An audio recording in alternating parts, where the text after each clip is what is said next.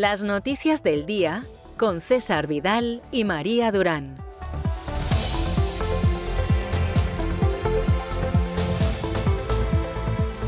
Estamos de regreso después de ese editorial en el que analizábamos, y sobre la base de cifras oficiales del propio gobierno de Cataluña, el empobrecimiento de Cataluña, un empobrecimiento que está totalmente vinculado al nacionalismo catalán. Vamos a ver. Podríamos hablarles de la historia contemporánea de Cataluña durante horas, no lo vamos a hacer, pero lo cierto es que Cataluña siempre ha tenido una economía de invernadero que se sostenía sobre la base de que los gobiernos centrales aprobaran medidas proteccionistas que protegían a la economía de invernadero de Cataluña y a cambio causaban un daño terrorífico a la economía del resto de las regiones españolas, porque esas medidas arancelarias, proteccionistas, que ayudaban a la economía de invernadero catalana, al mismo tiempo tenían una respuesta de otros gobiernos que, lógicamente, imponían las mismas barreras arancelarias al resto de productos de España. Cosa que a las oligarquías catalanas le importaba un pimiento, es decir, lo que pudiera pasar con andaluces, con valencianos, con extremeños, con castellanos, no les importaba un pito. Claro, esa historia se ha podido mantener durante años. Se pudo mantener, por supuesto, con la monarquía de la Restauración, se pudo mantener en su día con la República, aunque fuera de manera efímera, se pudo mantener con Franco, que tenía un gobierno en el que gobierno tras gobierno solo había un representante de una sola región española, que era Cataluña. No había representantes, por ejemplo, de Castilla, de Andalucía, de Asturias, no. Solo había uno de Cataluña y luego un peso fuerte de las oligarquías vascas, pero que no llegaban al mismo extremo de Cataluña. Pero claro, al final en la vida hay que crecer, hay que madurar, hay que convertirse en adultos. Y una economía de invernadero como la de Cataluña no podía aguantar un fenómeno como el de entrar en un libre mercado, como era el del Mercado Común Europeo, ahora Unión Europea. Y entonces, para mantenerse, el nacionalismo catalán fue pidiendo cada vez más la sustracción, el expolio, el bandidaje de los recursos del resto de España. Cataluña hace décadas que obtiene muchísimo más del resto de España que lo que aporta precisamente a España. Pero aún así no es suficiente, porque el gasto político en Cataluña todavía es mucho mayor que el gasto político en otras regiones españolas, que es escandaloso, pero no llega al extremo de Cataluña. Y entonces, aquí, junto con una corrupción sempiterna, con el hecho de negar a la gente una educación en español, que es una lengua universal, después del inglés es la lengua más importante del mundo, para imponer la educación en catalán, que es un hermoso dialecto del provenzal que no tuvo gramática hasta el siglo XX, pero hombre, que ha dado algunos frutos, sobre todo en poesía, que son decorosos, que son notables, pues es un disparate. Es un disparate porque es como pretender tirar por la ventana un Mercedes o un Rolls Royce para subirse en un SEAT 600. Y eso no puede funcionar jamás. ¿Y qué ha pasado? Pues que en última instancia, a pesar de seguir robando a manos llenas al resto de España, las cuentas no salen. Y Cataluña tiene algunas cifras que son verdaderamente tercermundistas. Ustedes imagínense lo que es que el 70% de la población pueda salir adelante a base de subsidios. Es que eso no se puede sostener. O imaginen ustedes lo que significa que haya un porcentaje pequeño de la población catalana, absolutamente oligárquica, por supuesto muy nacionalista, que ganan 5 veces más que el 80% de la población de Cataluña, que no se puede sostener, que no es viable. Y como no es viable y al final no puede haber tanto dinero que se pueda gastar de esa manera política, pues lo que hay es un empobrecimiento cada vez mayor. Las cifras de pobreza infantil en Cataluña son dignas de un país del tercer mundo.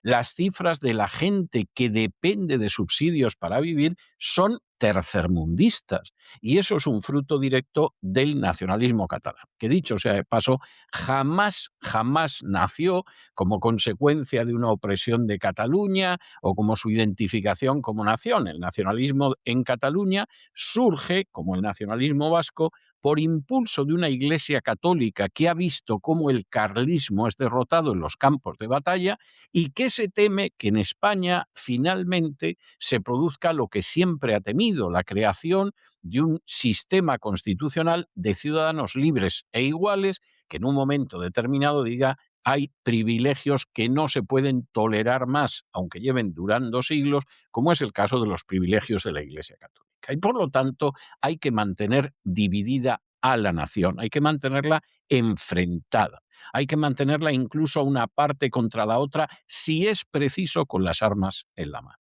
Y claro, al final los resultados son los que son.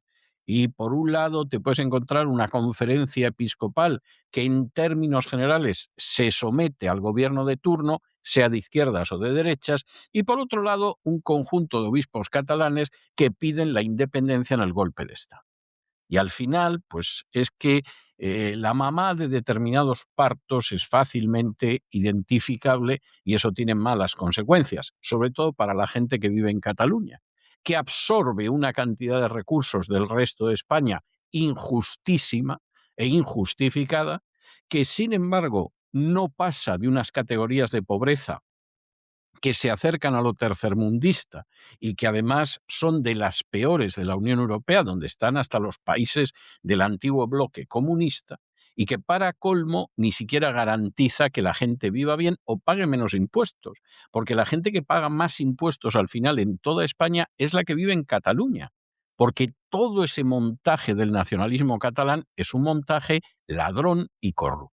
Y no hay nada más que ver que su figura histórica máxima, Jordi Pujol, ha creado una organización criminal, como decía el Ministerio Fiscal, y eso sí, ha conseguido que al final a la esposa no la juzgaran porque supuestamente no estaba en sus cabales y se murió.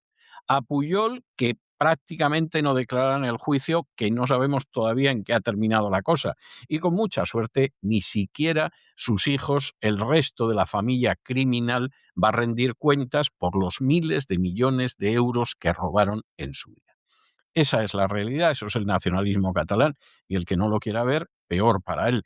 Pero por los frutos se conoce a la persona, como decía Jesús y repetía Miguel de Cervantes en El Quijote, y no cabe la menor duda de que los frutos son los que son. Oligarquías egoístas y ladronas, políticos corruptos hasta la médula, la mayor parte de la población en una situación económica tristísima y viviendo del dinero público, y un panorama que todavía va a ser peor, porque encima ese nacionalismo catalán que decidió que no quería que llegaran a Cataluña más que inmigrantes que no hablaran español, no sea que no se pudiera imponer ni siquiera a martillazos el catalán, pues ha visto cómo han llegado esos inmigrantes que ni siquiera hablaban español, ha visto cómo son ellos los que están creciendo, y Cataluña es la región, junto con Vascongadas, cuyos naturales están desapareciendo a mayor velocidad.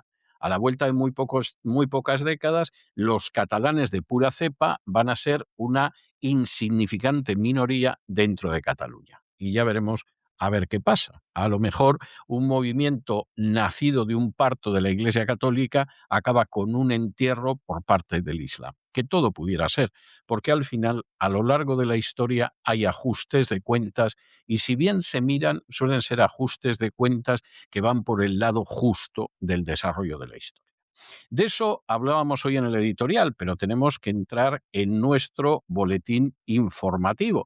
Y tenemos que entrar en nuestro boletín informativo con uno de los últimos escándalos políticos, nos hacíamos eco de ello ayer, en relación con el que era el jefe de la Policía Nacional en España, con José Ángel González, que presuntamente violó a una subordinada y que ahora nos enteramos que el número 2 de la Policía Nacional conocía la violación ya hace 7 meses y sin embargo la estuvo tapando, lo cual es verdaderamente tremendo. La querella, ya les hemos comentado, que fundamentalmente era una funcionaria del cuerpo de policía que denunciaba que había sido objeto de una agresión sexual con penetración, es decir, de una violación, y luego de presuntos delitos de coacciones, lesiones psíquicas y malversación. Lo grave del asunto es que la querella incorpora la existencia de un audio de nada menos que 40 minutos donde se recogería la presunta agresión sexual. Hay gente que lógicamente se queda o nos quedamos pasmados por esto. Primero, porque efectivamente la víctima de la violación no reaccionara de manera física a ese hecho. Es decir, una persona que es policía, que tiene un entrenamiento y que no ofreciera una resistencia que pudiera detener a este sujeto, que la verdad es que le ves en las imágenes y no tiene media bofetada, causa estupor. También es verdad que ante el ejercicio de poder de un superior hay gente que sufre abusos sexuales ante los que no sabe cómo reaccionar.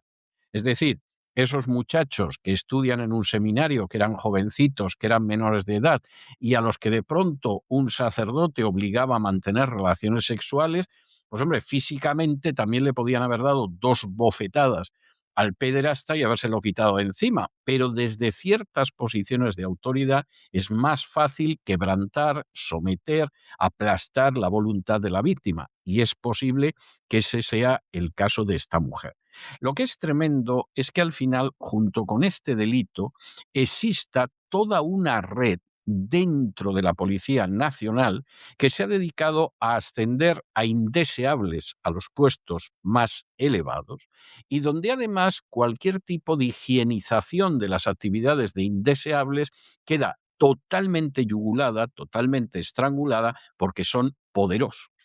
Y efectivamente, cuando la víctima en un momento determinado dice lo que le ha sucedido, lo que tiene que oír es: más vale que te calles, no digas nada, no te interesa, ya te compensaremos, etcétera, etcétera. También es verdad, y esto es algo que tenemos que reconocer para ser ecuánimes, que casos de abusos criminales y asquerosos en muchísimas ocasiones son contemplados por la gente que no mueve un dedo. Quien ahora se dirige a ustedes ha tenido ocasión de enterarse por la víctima de cómo en un momento determinado la ha acosado un sujeto repugnante que ya está muerto en estos momentos y que era muy conocido en su día, entre otras cosas por este tipo de repugnancia, y los que estaban delante de la escena y estaban viendo cómo se desarrollaban, ninguno de ellos movió un dedo para impedir la conducta asquerosa de semejante asqueroso. Esa es la realidad. Y la persona que en estos momentos se dirige a ustedes, de pronto, cuando quiso levantarse para ir a buscar al asqueroso y ponerlo en su sitio, tuvo que asistir a cómo la víctima le lloraba y le decía: no, por favor, que me quedo sin trabajo. Y además la víctima insistiendo en que no se denunciara, en que no se supiera, porque no tenía otro trabajo, no sabía si lo iba a encontrar y por lo tanto esto iba a quedar así. Pero lo grave es que había sucedido delante de personas públicamente conocidas y notorias y ninguno movió ni un dedo, ni siquiera para decirle al asqueroso: estate quieto, oye, ¿qué te estás pasando? No sigas por ahí, Fernando.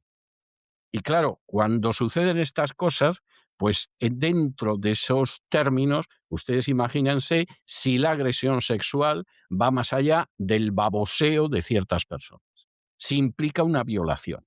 Y si además va unida a esa autoridad en la cual, pues bueno, el personaje ha llegado ahí por razones políticas, es un personaje que se le ve en vídeos jactándose de cómo ha detenido a gente porque no se sometía a las reglas despóticas de la crisis del coronavirus y, por supuesto, la víctima aterrorizada porque tú no sabes la que te puede caer encima como sigas con esto. Bueno, pues ahora a seguir.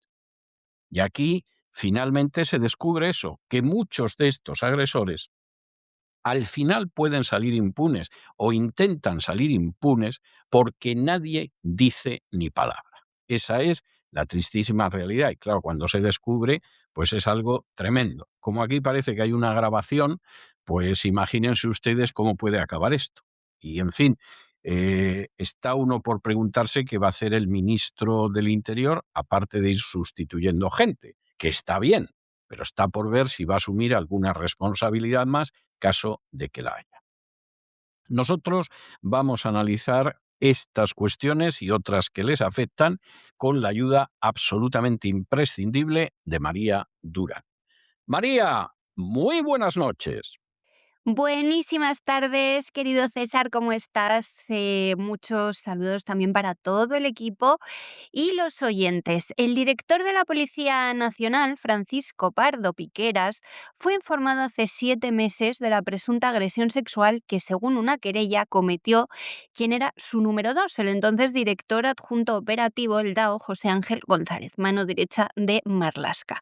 Marlaska mintió ayer y dijo que nadie en la cúpula conocía esta presunta violación. Es falso. El aviso se produjo el 11 de julio del pasado año en Vigo, durante los actos preparatorios del Día de la Policía. Allí un inspector le trasladó fuera de focos la gravedad de los hechos y el posible impacto interno y mediático de la denuncia de esta mujer, subordinada del DAO hasta antes de ayer. A su regreso a Madrid, Pardo compartió su preocupación con su entorno más cercano e incluso expresó su deseo de que el asunto no estallara en verano. Suponemos que para que no se le fastidiaran las vacaciones. Esto es curioso. Meses después, la presunta víctima, que es una funcionaria de la Policía Nacional, presentaba una querella en Madrid, la que les contábamos ayer con detalle, en la que acusaba a González de agresión sexual con penetración, coacciones, lesiones psíquicas y malversación con agravante de abuso de superioridad. Los hechos principales se sitúan en abril de 2025 en la vivienda oficial adscrita al cargo de DAO en Madrid, donde, según el relato de la víctima, se habría producido la agresión sexual tras un encuentro previo y bajo presión jerárquica. La denuncia también menciona el uso de recursos públicos y una supuesta campaña posterior de llamadas y ofrecimientos profesionales. Tras la admisión a trámite, González dimitió, ya saben, y el Ministerio del Interior ha designado a Gemma Barroso como nueva responsable operativa. Es curioso este nombramiento porque Barroso era la responsable directa del agente que denunció la violación y no había actuado para protegerla tampoco, le dio la baja, eso sí. En paralelo, vamos conociendo hoy, por ejemplo, por The Objective, datos de esta joyita que era el DAO. Ahora les cuento. Distintas fuentes policiales señalan la influencia del comisario jubilado Segundo Martínez, antiguo jefe superior en Castilla y León y después responsable de seguridad en Moncloa durante los gobiernos de José Luis Rodríguez Zapatero. Es igual que el ex-DAO, muy, muy amigo de Zapatero. Según estas fuentes, Martínez ya había intervenido años atrás para frenar las consecuencias internas que habría tenido un altercado protagonizado por González en Valladolid, González el ex-DAO, lo que consolidó una relación de confianza entre ambos. ¿Saben dónde tuvieron un altercado? En un prostíbulo. El DAO no podía ser más socialista, tenía todos los tics asquerosos de los socialistas. Le atribuyen también un papel relevante en su posterior ascenso a la cúpula policial. Las mismas fuentes describen además el recorrido interno de las investigaciones sensibles dentro de la estructura policial, desde la UDEF hasta la DAO, subrayando que en este último escalón se concentraba la capacidad de decisión operativa. Es decir, el caso se ha tapado durante al menos 7 meses desde el Ministerio del Interior. Dimitirá Marlaska, suponemos que no. Bueno, y seguimos en España, pero con un piececito en la República Dominicana. Ustedes saben que la República Dominicana es esa isla hermosísima situada en el continente americano, donde por primera vez llegaron los marinos españoles a las órdenes de Cristóbal Colón, pensando que habían llegado al Japón y habían llegado a un nuevo continente, y es una isla que últimamente la visita mucha gente. Va el presidente del gobierno Pedro Sánchez, va su mujer, va Montoro en varias ocasiones, van muchos políticos a la República Dominicana y entre ellos también ha ido Pepe Bono, el que fue presidente de Castilla-La Mancha y después fue ministro de Defensa con José Luis Rodríguez Zapatero. Pepe Bono, que además consiguió la nacionalidad dominicana en el año 2020. Claro, aquí todo el mundo se pregunta, bueno, ¿y por qué Rubalcaba? ¿Por qué Felipe González? ¿Por qué Pepe Bono? No sabemos si también Montoro consigue la nacionalidad dominicana. Pues miren ustedes, por varias razones, pero hay dos que son importantísimas. Si tú tienes la nacionalidad dominicana y se da la circunstancia de que en un momento te busca la justicia de otro país, por los delitos más horribles que se puedan imaginar, la justicia dominicana no te extradita. Vamos a suponer que usted es un político corrupto hasta las trancas de cualquier país del mundo, llega a la República Dominicana, le dan la nacionalidad dominicana. Bueno, pues en ese caso, si a usted en un momento determinado cae el régimen y lo buscan para encarcelarlo, la República Dominicana no concede la extradición. A lo mejor el resto de tus días los pasas en la República Dominicana. Oigan, pero es que la República Dominicana es un sitio paradisiaco. No crean que es un lugar ni mucho menos desagradable para vivir. Pero es que además tiene otra ventaja. Supongamos que efectivamente usted es de nuevo ese político corrupto, tiene un capitalito que ha ido amasando con sus corrupciones y se va a la República Dominicana. Los ingresos que usted consiga fuera de la República Dominicana no tributan en la República Dominicana, aunque usted sea ciudadano y resida en la República Dominicana. O sea, es fantástico.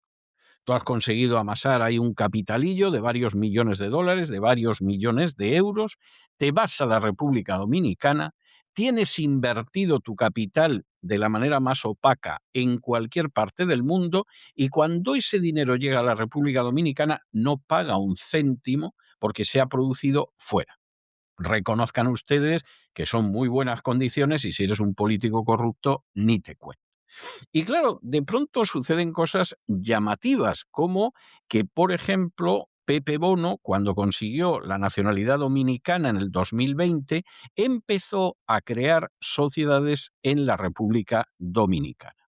Aquí, según la interpretación de la agencia tributaria, ya saben ustedes, eso que el Financial Times denominó una banda de ladrones, se supone que por esto tendría que tributar Pepe Bono, porque en última instancia él está en España, se supone que hay una atracción de las inversiones de fuera hacia España, pero bueno, eso si no te llamas Pepe Bono y te llamas a lo mejor José Bueno, ¿eh? En el caso de Pepe Bono no es así.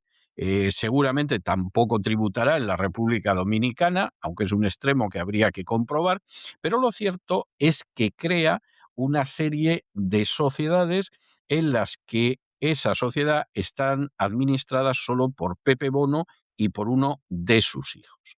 Y resulta que esas sociedades multiplican el patrimonio. En el caso de Joasa, que está vinculada a Pepe Bono, pues ha triplicado el patrimonio, pero vamos, de una manera espectacular. Aquello empezó con 280 y tantos mil euros y ahora tiene más de 1 millón, lo que es verdaderamente curioso. Y en estos momentos cerca de 2 millones. Vamos, que le van los negocios a Pepe Bono desde la República Dominicana, cual no digan, vamos, no dueñas, sino reyes. Hay también otros negocios en Marruecos. Mira tú qué casualidad. Por ejemplo, en 2023 y 2024 adquirió 5 propiedades en Tánger, que no está nada mal, por 260.000 euros, que francamente es un precio muy aceptable y que da unos beneficios verdaderamente tremendos. La verdad es que le va muy bien a Bono y nos alegramos por ello. Lo que nos preguntamos es de dónde ha sacado el dinero, porque esta fortuna encaja mal con los salarios, que no estaban mal, pero con los salarios que había declarado.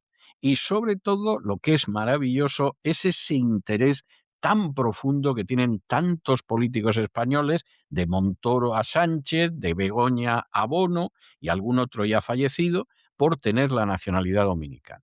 Debe ser una identificación con la hispanidad, con la gesta colombina, algo de ese tipo, pero si no, ¿por qué podría ser? Bueno, César, en el PSOE, el que no es putero o muy cerdo o presunto violador es ladrón o se enriquece de unas maneras que los demás envidiamos porque desde luego no podemos ni explicárnoslas. Uno de esos socialistas enriquecidos de manera inexplicable es el exministro José Bono. Resulta que la sociedad Joasa 2012, vinculada a Bono, ha triplicado su valor contable desde el año 2020. Según las cuentas depositadas en el registro mercantil, el patrimonio patrimonio neto de Bono ha pasado de 287.707 euros en 2020 a 1.812.000 euros en 2024, mientras que el activo total se sitúa ya en 1,84 millones de euros, el patrimonio de esta empresa, de esta sociedad. Esta empresa está administrada por el propio Bono y uno de sus hijos figura como apoderado, concentrando en esta sociedad la gestión de sus inversiones y patrimonio. ¿Por qué se produce este crecimiento? Bueno, pues coincide con su desembarco empresarial en República Dominicana, país cuya nacionalidad obtuvo en octubre de 2020 y que parece ser que también tiene Begoña Gómez. Tras ello, constituyó Bono varias sociedades en Santo Domingo y amplió su actividad internacional. En paralelo, otra firma de su entorno, Toxama 14, acordó una ampliación de capital ese mismo año en el inicio de su expansión fuera de España. Las cuentas muestran una evolución sostenida. En 2022 el patrimonio neto era de 448.089 euros, en 2023 ascendió a 680.360 y en 2024 ya superó el millón. El balance incluye más de 1,13 millones en inmovilizado material, reflejando el peso de los activos físicos en la estructura de la empresa. En los dos últimos ejercicios, Joasa 2012 ha incorporado además 5 propiedades urbanas en Tánger. Esto se lo contamos hace poco aquí, adquiridas entre noviembre de 2023 y noviembre de 2024 por cerca de 260.000 euros. Aparecían como 5 propiedades. Yo ya les comentaba en su día cuando les acercamos esta noticia que una persona que yo conozco que había visto la propiedad en persona decía que era una sola villa muy grande, pero que sobre plano contaba como 5 propiedades. Las adquirió en noviembre de 2023 por cerca de 260.000 euros. Estas compras en Marruecos coinciden con la fase más reciente de crecimiento de la sociedad de Bono. En 2024 la empresa declaró una cifra de negocios de 810.400 euros, consolidando una trayectoria de expansión patrimonial y empresarial desde el inicio de la década que ya la quisiéramos cualquiera de nosotros. Y seguimos en España, que se prepara para un enfrentamiento electoral que desde luego va a ser al final de la legislatura, porque incluso Pedro Sánchez está barajando la posibilidad de retrasar la convocatoria de las elecciones, aprovechando la ambigüedad del texto legal al respecto. Es decir, Pedro Sánchez se va a quedar hasta el último segundo del último minuto de la última hora del último día. Y si puede, todavía lo retrasa más, porque necesita todo un caladero de votos que viene de esos inmigrantes ilegales regularizados de golpe y porrazo y de una manera absolutamente bochornosa. Esa es la realidad. Y en medio de esa situación, pues hay un intento de ir salvando las posiciones de una extrema izquierda que lo tiene muy mal, y ahí aparece Gabriel Rufián, un chico de la Esquerra Republicana de Cataluña, intentando ver cómo consigue colocarse al frente de la procesión. De hecho, y esto es bastante interesante, Rufián está proponiendo que en las provincias haya una candidatura unitaria que agrupe a toda la extrema izquierda, para que el voto de la extrema izquierda no quede desperdiciado y quede triturado por la ley DONT, que es la ley electoral. Y además, para evitar que Vox pueda aprovecharse precisamente de esa ley electoral. Esto no es un disparate, esto es cierto. Tal y como está dispuesta la ley electoral en España, hay escaños que Vox está arrebatando precisamente porque el voto de extrema izquierda va fragmentado.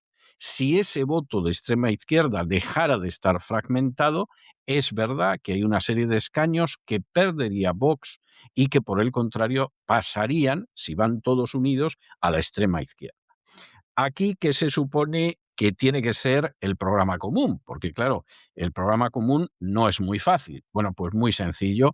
El programa común es el antifascismo, que en España no existe el fascismo por ningún lado. Hay algún partido pequeñito, sin representación parlamentaria y sin arraigo, como puede ser la Falange, pero más allá de eso, incluso la Falange, la visión fascista se les ha ido desvayendo con el paso de las décadas. Realmente el fascismo no existe. Decir que Vox más el Partido Popular son el fascismo es un disparate. Esto es un disparate total y absoluto.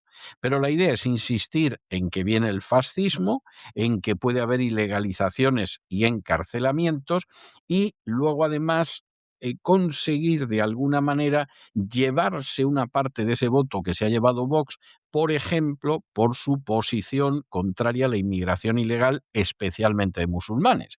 Y ahí, bueno, Rufián, que tiene un apellido que verdaderamente le viene como anillo al dedo, pues llegó a calificar el burka como salvajada.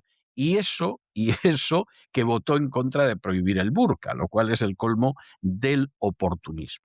Aquí la idea es bastante clara. Tenemos que insistir en que la gente no tiene vivienda, lo cual en España es verdad que cada vez es más difícil, incluso utilizando un lema que sea una familia, una casa. Habrá que ver si Rufián tiene solo una casa o tiene más de una, que no tendría nada de particular. Hacer viajes a ese sentimiento de peligro, de temor que tiene la población de España frente a la inmigración fundamentalmente islámica y luego apelar al antifascismo, a que viene el fascismo y a una unión de la izquierda en la cual pues finalmente estuviera Sumar, estuviera Izquierda Unida, estuviera Podemos, estuviera cualquier tipo de grupúsculos y por supuesto en Cataluña la Esquerra Republicana de Cataluña. El plan es evidente. ¿Esto puede funcionar? Sí, puede funcionar. O sea, esto es algo que en ese sentido no tiene más vuelta de hoja. Claro que puede funcionar. Y puede funcionar fundamentalmente porque el sistema electoral en España, que surge en la época de la transición, es un sistema electoral que está pensado para favorecer a los dos partidos mayoritarios y evitar una fragmentación tremenda como en otros periodos de la historia de España, y dentro de los partidos mayoritarios favorecer al electorado de derechas. A alguno esto le sonará raro, pero esa es la verdad. ¿Cómo consigue el Partido Socialista neutralizar una ley electoral que se supone que prima a las derechas, entre otras cosas, porque el voto del campo pesa más que el voto de la ciudad, donde se supone que hay una mayor fuerza obrera? Pues hombre, muy sencillo, porque el Partido Socialista en un momento determinado se hace con el voto del campo mediante las subvenciones. Y ese voto, que teóricamente hubiera sido más conservador, sin embargo, lo gana en lugares como Aragón, lo gana en lugares como Andalucía, lo gana en lugares como Extremadura. Y para colmo, frente al Partido Socialista no existe una alternativa de derechas fuerte. Mientras estuvo la UCD, ganaba las elecciones. Cuando la UCD se atomiza, a lo que entonces se denominaba Alianza Popular no tiene nada que hacer frente al Partido Socialista. Es cuando el Partido Socialista no puede seguir manteniendo ese gasto público para los caladeros de votos, muy fundamentalmente en el campo, y cuando además la derecha tiene una fuerza que efectivamente parece de cierta coherencia, cuando la derecha regresa al poder. Y regresa a veces con unas mayorías absolutas que el Partido Socialista no puede ni oler. Lamentablemente para esa derecha se fragmenta cuando en la época de Mariano Rajoy decide ir en la línea de sumisión total y absoluta a la agenda globalista, y a su derecha surge Vox, pero el problema es que el desgaste de la izquierda, la ley electoral que castiga a los grupos pequeños, va haciendo que al final, si esos dos partidos de derecha gobiernan en coalición, lo cual es bastante difícil, tiene una mayoría holgada. Vuelve a repetirse el peso de ese sistema electoral concebido para que gane la derecha, por regla general. Y aquí el problema es que además esos partidos de extrema izquierda, que tienen un peso en la población, al ir desunidos no tienen posibilidades de ganar elecciones. Es más, cuando se han unido un poco, han permitido que el Partido Socialista llegue al poder sin tener una mayoría. El plan de Rufián, al menos sobre el papel, es muy sensato. Si nos presentamos unidos, vamos a barrer a Vox en una serie de circunscripciones donde todo se decide por muy poquitos votos y donde además pues hay 4, 5 diputados, que en la parte de arriba se los llevan el Partido Socialista y el Partido Popular, y en la parte de abajo, en vez de llevárselo Vox, se los llevaría esa agrupación de extrema izquierda. Esto es posible. Y, por supuesto, propiciaría en un momento determinado que Sánchez siguiera en la Moncloa. Si además a eso se añade los nuevos votos de inmigrantes ilegales regularizados de prisa y corriendo, incluso con la bendición de la conferencia episcopal, pues un triunfo electoral de las izquierdas no solo no es imposible, es bastante, bastante posible.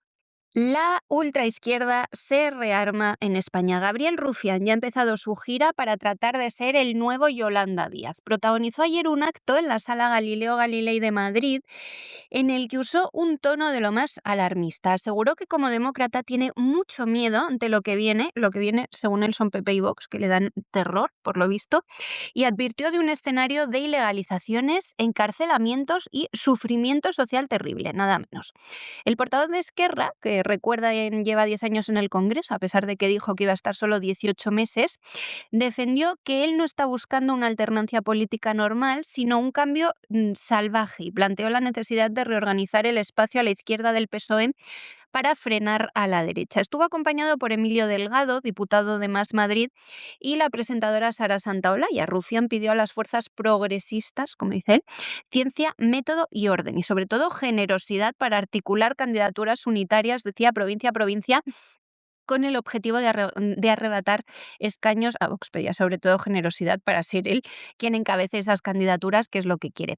A su juicio, no tiene sentido que varios partidos similares compitan entre sí en los mismos territorios, y cuestionaba las expectativas electorales que dan una amplia mayoría a PP y Vox. Apostaba por coordinar un grupo interparlamentario común con ejes como el antifascismo, que es lo único que saben decir, la autodeterminación y la vivienda, bajo el lema Una familia, una casa. Durante ese coloquio dijo que el burka es una salvajada. Es curioso porque dijo que el burka es una salvajada el miércoles, pero había votado en contra de prohibirlo el martes en el Congreso porque lo proponía Vox. Una salvajada y una animalada, dijo.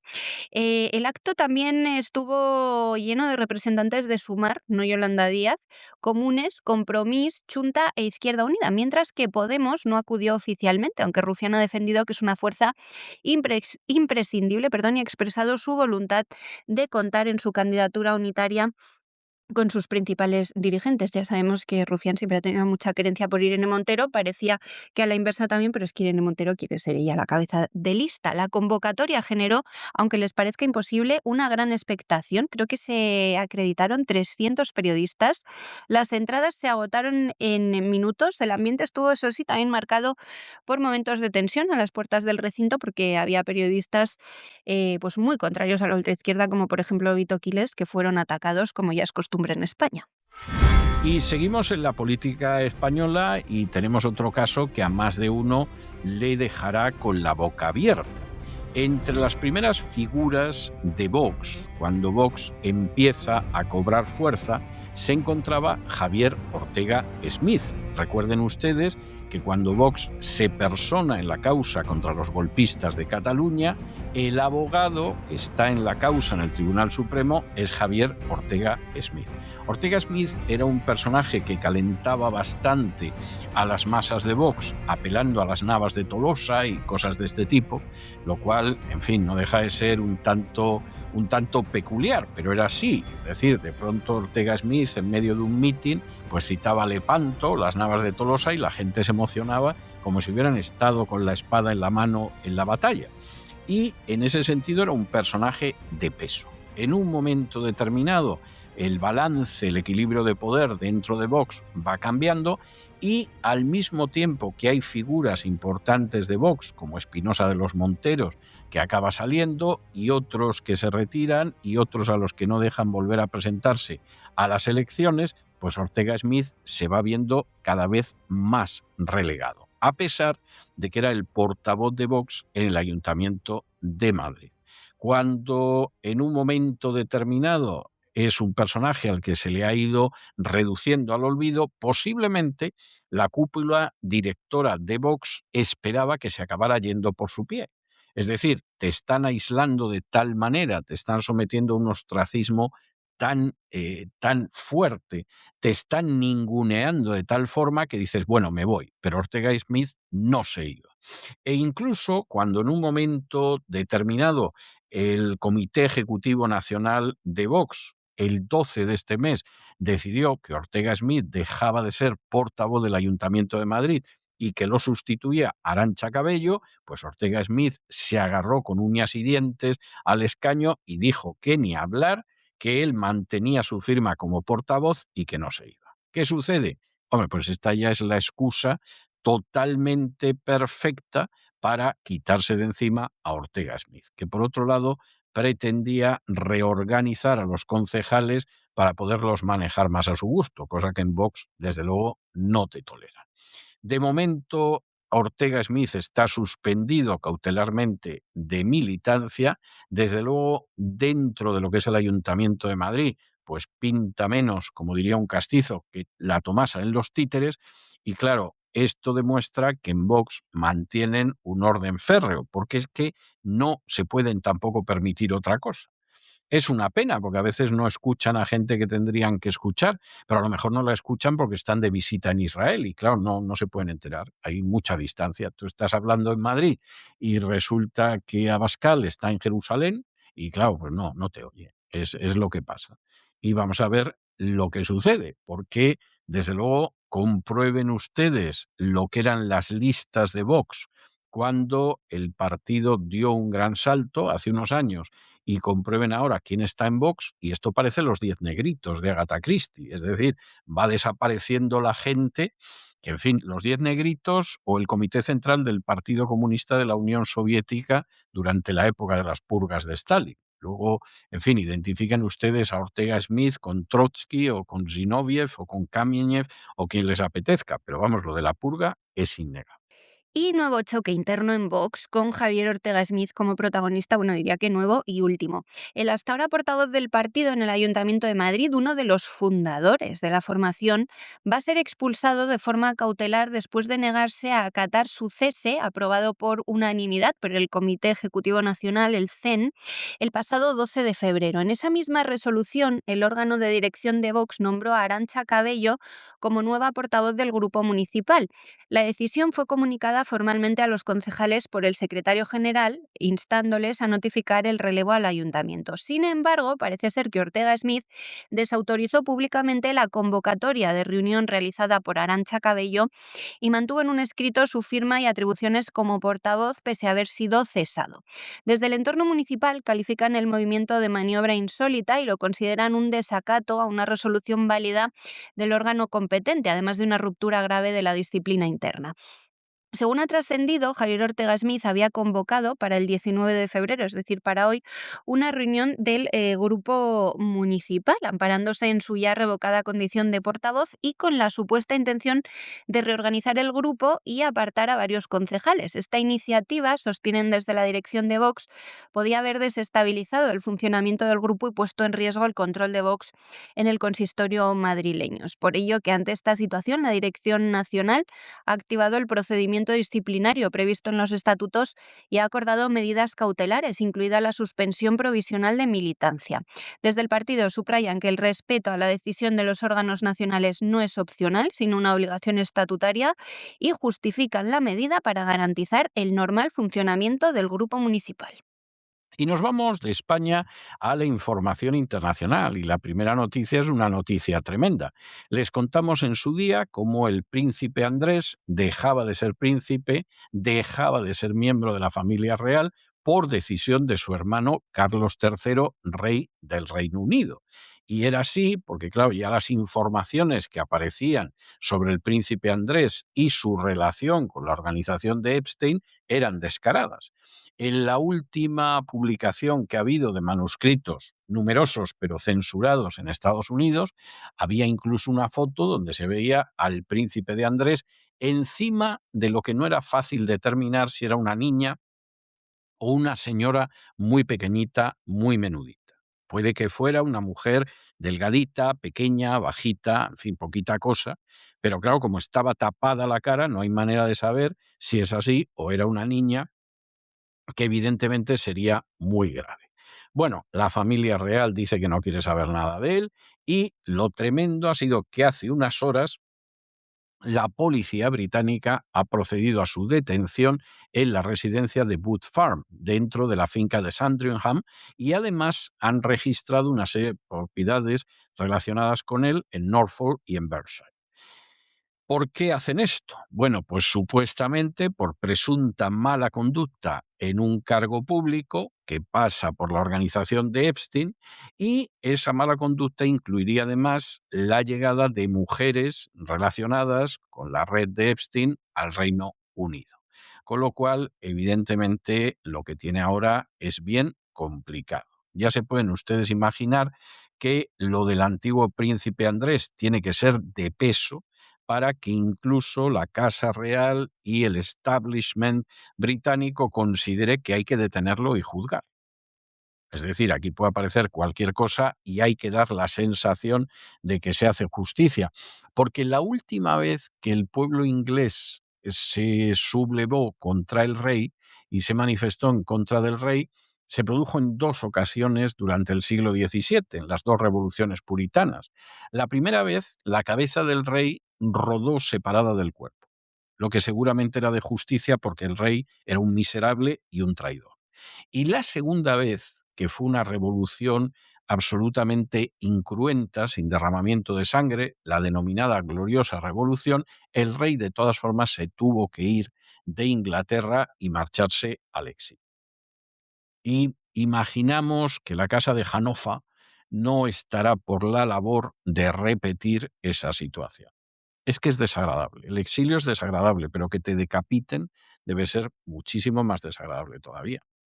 Y esta diría yo que es la noticia del día. La policía británica ha detenido este mismo jueves por la mañana al expríncipe Andrés Mountbatten-Windsor, hermano del rey Carlos III, en el marco de las investigaciones por su presunta implicación en el caso Epstein, según han informado múltiples medios, incluida la BBC. La detención se habría producido a primera hora de la mañana en su residencia de Wood Farm, en la finca de Sandringham, en Norfolk, este de Inglaterra, coincidiendo con el día de sus 66 cumpleaños.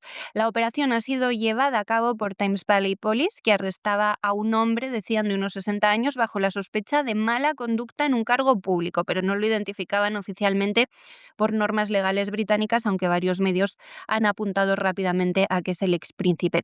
Junto a su detención, la policía ha registrado propiedades vinculadas a él en Norfolk y en Berkshire. El arresto, se produce en el marco de una investigación que se ha intensificado tras la publicación de nuevos documentos del Departamento de Justicia de Estados Unidos en las últimas semanas, que sugieren que Andrés, durante su etapa como enviado comercial del Reino Unido, pudo haber compartido información confidencial con Jeffrey Epstein, el pederasta convicto fallecido en raras circunstancias en 2019, y está relacionado con la llegada de mujeres vinculadas al círculo de Epstein al Reino Unido.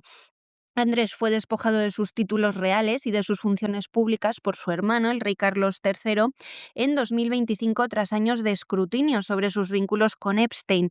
Siempre ha negado cualquier delito y ha expresado su arrepentimiento por la amistad que mantuvo con el financiero, pero nunca ha afrontado cargos penales hasta ahora. La investigación, como es lógico, ha generado muchísimo interés público. Es el tema del día en Europa y, por supuesto, en Gran Bretaña, con autoridades destacando que nadie está por encima de la ley, mientras la policía lo mantiene en custodia y continúa evaluando pruebas en un caso que sigue activo.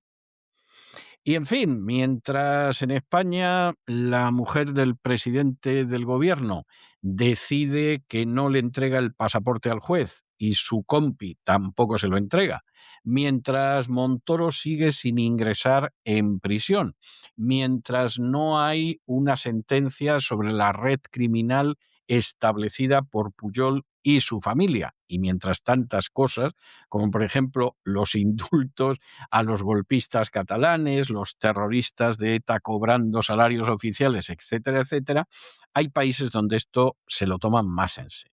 Por ejemplo, en Corea del Sur, donde la justicia ha condenado a cadena perpetua nada menos al que fue presidente Yoon Suk-yeol. ¿Y por qué lo ha hecho? Bueno, pues no crean ustedes que porque diera un golpe de Estado, ni porque se dedicara a robar a manos llenas, ni porque interviniera en favor de la dictadura venezolana, ni porque estuviera robando miles de millones de euros durante años en una región de Corea del Sur. No, no, no, no. Esto es porque en un momento determinado, en diciembre del 2024, intentó imponer la ley marcial.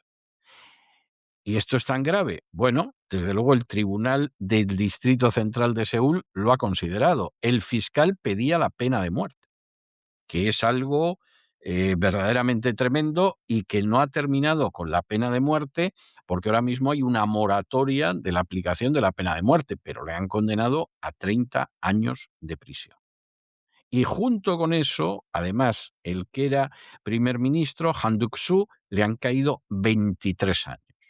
Y al antiguo ministro del Interior, Lee Sang-min, 7 años.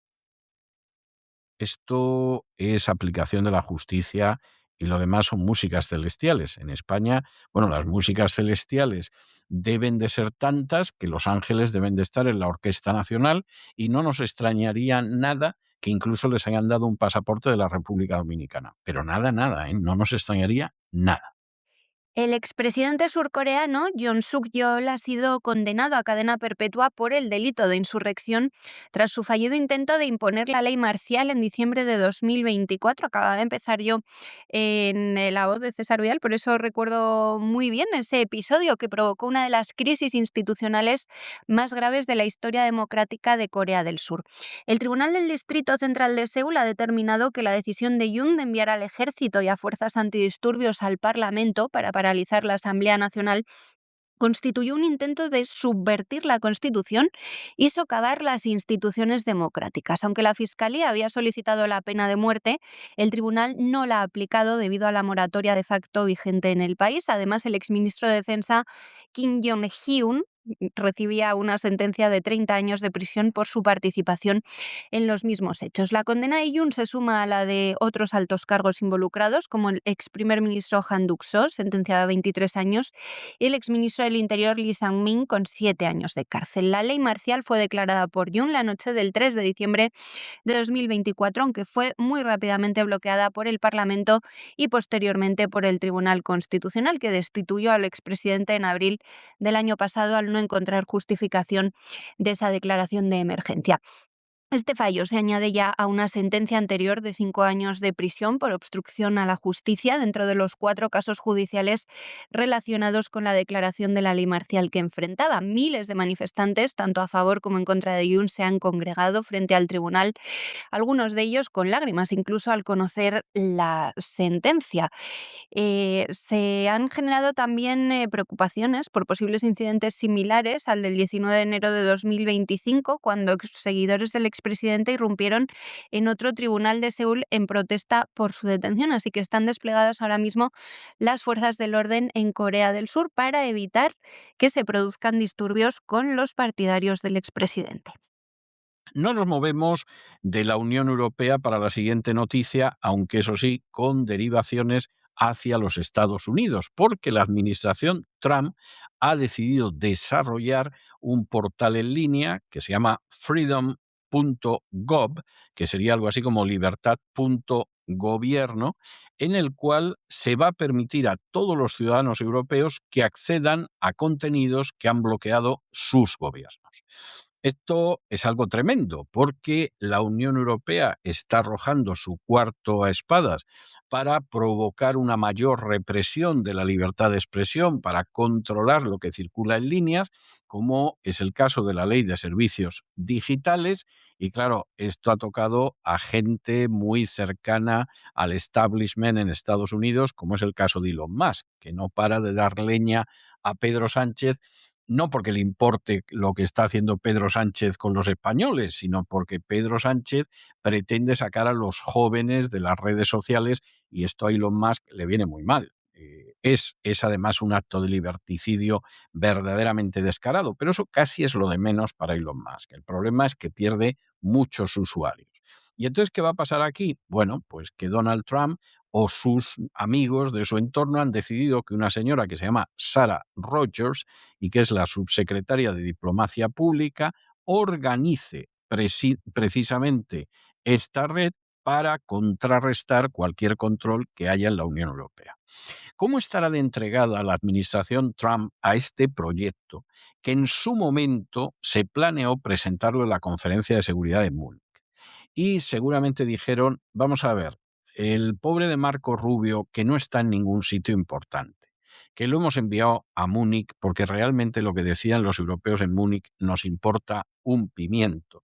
Si además aparece Sarah Rogers y dice esto, se va a llevar todos los focos y entonces Marco Rubio va a ser todavía más el Little Marco, como lo llaman en el entorno de Donald Trump. Entonces vamos a retrasarlo. Cuando venga Marco Rubio, que ha tenido su minuto de gloria, entonces lo lanzamos. Y ya lo han lanzado.